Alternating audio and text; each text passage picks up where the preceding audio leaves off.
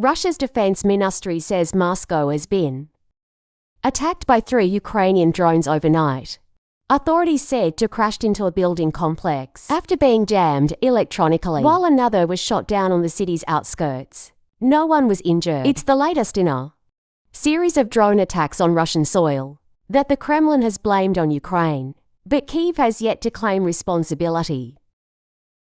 While Russian President Vladimir Putin Moscow does not reject talks with Ukraine. He was speaking as a summit with African states wrapped up in St. Petersburg. Putin said a proposal put forward by African leaders, as well as a Chinese initiative, could be a basis for peace. But Putin also rejected some points of the African Peace Initiative, namely a ceasefire, which he said would be too difficult to implement. Ukrainian President Zelensky had previously rejected the proposal, saying he wouldn't engage in talks as long as Russian troops were occupying Ukrainian territory. Russian officials say the damage to this Moscow office block was caused by 2 drones. The weapons crashed into the building, shattering walls and glass, after being electronically jammed. My friends and I rented an apartment to come here and unwind, and at some point we heard an explosion, and it was like a wave. Everyone jumped. And then there was a lot of smoke, and you couldn't see anything from above. You could see fire. A 3rd drone was shot down on the outskirts of the city, with an international airport forced to temporarily close. After a similar drone strike earlier in the week, Kyiv warned there would be more to come. But Ukrainian officials have yet to comment on the latest incident. Attacks on Moscow make its war in Ukraine more visible for many Russians. But dissenting voices are being quickly silenced. The Kremlin has ramped up its crackdown on any criticism, with President Putin warning there are, quote, certain rules to follow. It's the year 2023, and Russia is engaged in an armed conflict with a neighbor. And I think that there should be a certain attitude towards people who harm us inside the country.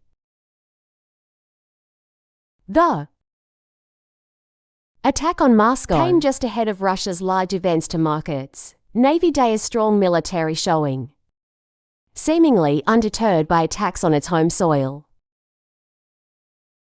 Well, let's get more on all this with Franklin, he's a former military intelligence officer, and he joins us from Oxford in the UK. Great to see you again, Frank. So, what do you make of Ukraine? Silence on these attacks on Russia. Well, good morning, Pablo. It's quite normal. It's very rare that Ukraine acknowledges attacks on Russian soil. In fact, I don't think there's been a single occasion, certainly not last few weeks. Deniability for them is a strength. Raises the remote, but conceivable, possibility that these are false flag attacks by Russia. I don't think anybody buys that now.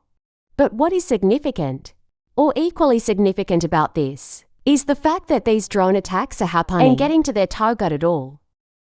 Russia before this war was considered to have probably the best air defense system in the world. It was its main strength. And it would be considered still to be very strong. But the fact that Ukraine, if it is Ukraine, can launch drones, have them fly 500 kilometers across defended Russian territory, and at least strike Moscow, if not cause any damage, which is probably, in the circumstances, no bad thing afar. There would be civilian casualties, is very significant, and it says a lot about the real capabilities of the Russian air defense system.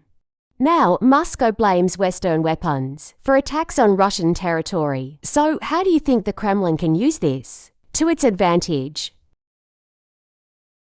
But once again, let's assume these continue to be denied, and they are not false flag. It doesn't matter if they are or not. It matters really who claims what, and we're left with the possibility, as he just said, that Russia could blame the West. I'm not aware of any. Our past remotely piloted aerial systems, with Joneses to you and me which have been designed to strike at that range, now they may have been delivered, and we haven't heard about them, as possible. There are weapons within Ukrainian arsenal. As Ukraine has constructed and it struck Russian air bases in the past. So this leaves the possibility for an escalatory declaration by Moscow and a lateral escalation in due course. So in a sense, it does leave Moscow with some options on the political level. Like I said, the military level. It says a lot about what NATO could do. For example, if things were to turn very bad, but let's hope that's not going to happen. It almost certainly won't. But yes, Russia can easily blame the West. We need a bit more specificity than we have now. What are these drones? Who gave them? And is some physical evidence? Even then, we couldn't trust it. Of course now. Switching to politics, which you touched on there. There are now several blocs offering to mediate peace talks. Putin has again said he's willing to participate, but on Moscow's terms. So, do you think any of these peace plans actually have a chance? Probably this depends, of course, ultimately, on the battlefield and on the operational level. Let's not forget the strategic level. I suppose that Russia still occupies roughly, decreasing most days, 20% of Ukrainian land. President Zelensky has promised his people that other war will not be settled, or conflict will not be settled until Ukraine has recovered all its land.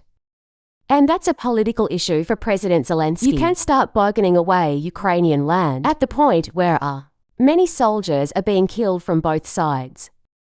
But talking here about Ukraine, it's a non-starter. What the starting point? As was hinted just earlier in your introduction, is that Russia? Hinted Russia withdrawals from Ukrainian territory, or at least offers to withdraw from a significant proportion. And on the battlefield, it's very clear that they're not ready to do that. So all of these are non-starters until there's some indication from Moscow that withdrawal is not only on the table, but offered. So we're not going to see peace talks resulting in any kind of realistic ceasefire for some time yet. Thanks, Frank, military analyst Frank Ledwich. Thanks, Pablo, all the best.